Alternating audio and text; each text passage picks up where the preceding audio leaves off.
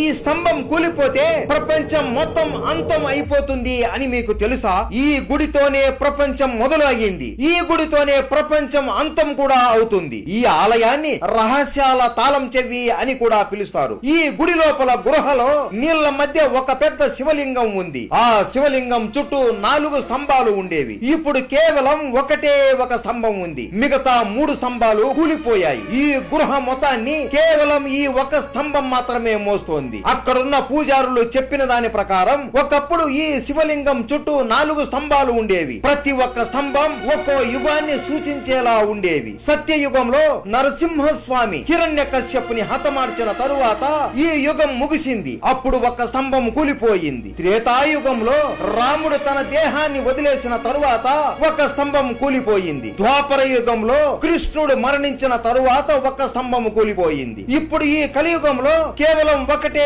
ఒక చివరి స్తంభం ఉంది. ఈ స్తంభం కూడా కూలిపోయే స్టేజ్ లో ఉంది. ఎప్పుడైతే ఇది కూలిపోతుందో అప్పుడు ఈ కలియుగం అంతం అవుతుంది అని భావిస్తున్నారు. ఈ ఆలయం పేరు కేదారేశ్వర ఆలయం. ఇది హరిశ్చంద్ర ఘాట్ మహారాష్ట్రలో ఉంది. మీరు ఎప్పుడైనా ఇక్కడికి వెళ్ళారా? హర హర మహాదేవ.